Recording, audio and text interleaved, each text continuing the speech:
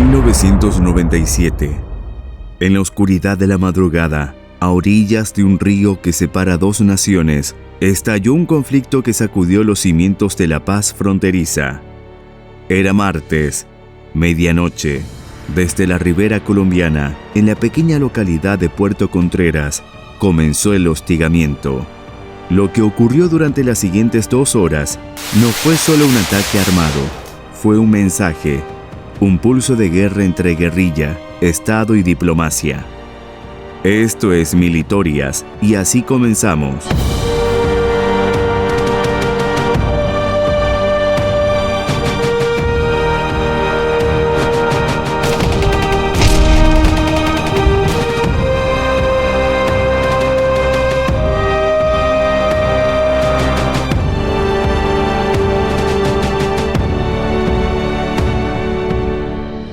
Durante décadas, el Ejército de Liberación Nacional y las FARC han operado en la frontera colombo-venezolana, entre rutas de contrabando, campamentos secretos y poblaciones vulnerables.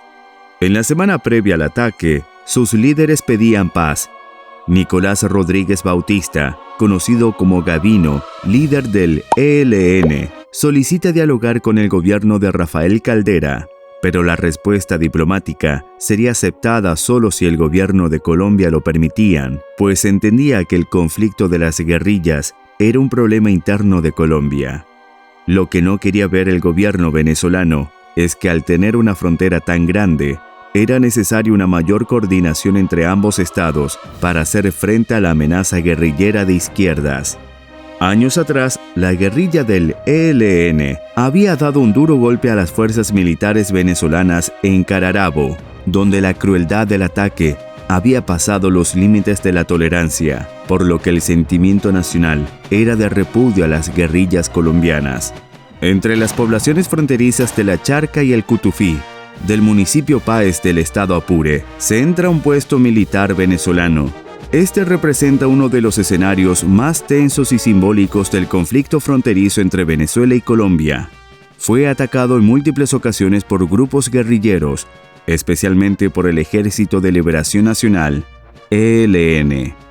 A medianoche del martes 18 de julio de 1997, en la quietud espesa que rodea las riberas del río Arauca, se dio inicio a un ataque que volvería a teñir de sombras una zona históricamente marcada por la tensión.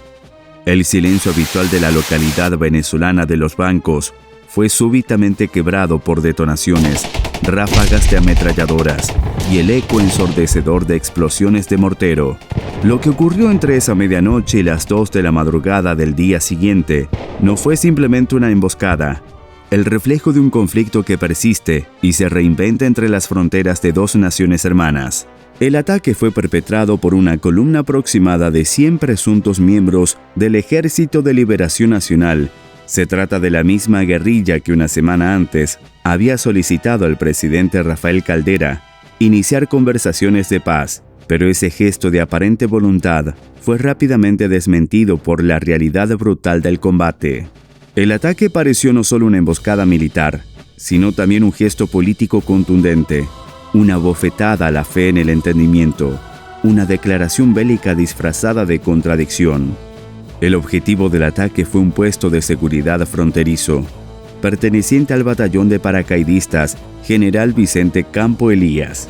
Ubicado a unos 4 kilómetros de Puerto Contreras, este destacamento tenía como propósito resguardar una zona sensible, un corredor afectado por el contrabando de gasolina, cemento y otros productos utilizados como precursores para el narcotráfico. Desde hace años, este tramo de frontera ha sido punto neurálgico de conflictos entre fuerzas regulares y grupos armados ilegales. A la sombra del río se cruzan intereses económicos, rutas clandestinas y voluntades armadas que responden más al poder territorial que a la política oficial. Los irregulares estaban preparados, portaban armas pesadas, lanzaban granadas, disparaban morteros, pero esta vez las fuerzas militares venezolanas respondieron.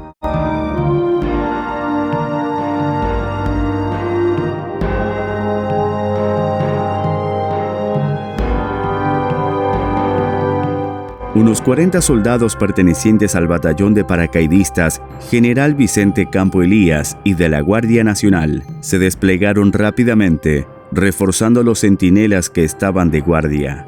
Según Tito Rincón Bravo, ministro de la Defensa, el ataque fue feroz, metódico, prolongado, pero la respuesta no se hizo esperar.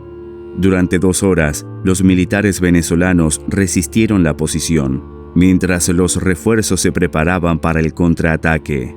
Las tropas venezolanas fueron reforzadas en cuestión de minutos, apoyadas por aviones Bronco y helicópteros enviados desde el Teatro de Operaciones número 1, con sede en Guastualito, Estado Apure.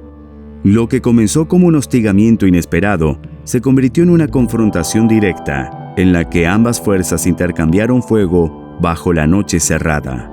2 soldados venezolanos resultaron heridos.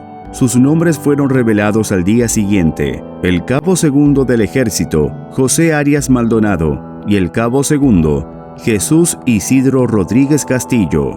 Ambos sobrevivieron, pero su presencia en el reporte oficial sirve como testimonio humano de lo que muchas veces queda oculto tras cifras y declaraciones institucionales. Detrás de cada nombre hay un rostro, una familia, una historia que fue alterada por el cruce del fuego. Pero la guerrilla se llevó la peor parte. Desmados huyeron entre las riberas del río. Al mismo tiempo, la coordinación binacional comenzó a desplegarse. Venezuela notificó al Batallón 18 de Colombia, ubicado en la localidad de Arauquita, en cumplimiento de los acuerdos fronterizos firmados entre ambos países. Aunque las fuerzas colombianas no participaron directamente en la respuesta militar, su activación refleja el delicado equilibrio de cooperación que se mantiene en una región donde la línea entre guerra y diplomacia es, en muchos momentos, borrosa. El ataque tuvo repercusiones inmediatas más allá de lo militar. Desde Caracas, el embajador de Colombia, Mario Suárez Melo, condenó lo ocurrido y lo calificó como una muestra del doble juego de la guerrilla. De un lado prometen la paz y del otro perpetúan los ataques armados, dijo enfáticamente ante los medios. Sus palabras reflejan la frustración compartida por muchos diplomáticos y líderes políticos que, pese a los esfuerzos de acercamiento, enfrentan una realidad cambiante, donde los grupos armados operan con lógica propia, alejada de las convenciones internacionales. Más allá del ataque puntual, el episodio abre preguntas profundas sobre la seguridad en las zonas limítrofes, la viabilidad del diálogo con grupos insurgentes y el rol que juega el narcotráfico como catalizador del conflicto. Los Bancos del lado venezolano y Puerto Contreras del lado colombiano son localidades pequeñas, pero representa mucho más que un punto geográfico. Es símbolo de una frontera en tensión permanente, donde los habitantes aprenden a vivir entre rumores de guerra, promesas de paz y la incertidumbre de lo que traerá cada madrugada. La fragilidad del momento queda evidenciada en cada informe militar, en cada análisis político, en cada declaración oficial. Las guerrillas, aunque debilitadas por años de combate y divisiones internas, continúan teniendo presencia en regiones de difícil acceso. Allí, entre la maleza y los caminos rurales, mantienen redes de financiamiento, estructuras armadas e incluso presencia ideológica entre algunas comunidades. Venezuela en 1997, por su parte, enfrenta el reto de asegurar su frontera sin caer en provocaciones que puedan escalar el conflicto. La estrategia del gobierno ha sido mostrar fuerza militar, pero también disposición al diálogo, en un acto de equilibrista político que busca evitar una guerra abierta sin ceder terreno a los grupos armados. Por otra parte, en ese mismo sector, uno de los episodios más impactantes ocurrió el 17 de septiembre de 1983, cuando más de 100 guerrilleros, entre ellos hombres y mujeres armados, tomaron por asalto el puesto de la Guardia Nacional en Cutufí, ubicado a menos de 1 kilómetro del río Arauca. Apagaron la planta eléctrica del destacamento y sorprendieron al centinela, Freddy Alonso Pérez Vera, quien fue acribillado sin contemplación. El ataque dejó un muerto, 8 heridos y 2 ilesos, y duró aproximadamente 4 horas. Durante la incursión, los guerrilleros lanzaron arengas contra los gobiernos de Belisario Betancourt, Colombia, y Luis Herrera Campins, Venezuela, criticando el imperialismo yanqui y dejando volantes con símbolos del ELN y consignas subversivas en las paredes del cuartel. Se llevaron fusiles, ametralladoras, pistolas y municiones, cumpliendo su objetivo militar y propagandístico. El episodio de los bancos de Cutufí será recordado no solo como un enfrentamiento más, sino como un punto de inflexión en el delicado tejido de las relaciones binacionales. En medio de negociaciones, promesas y disparos, se dibuja un mapa que exige nuevas respuestas.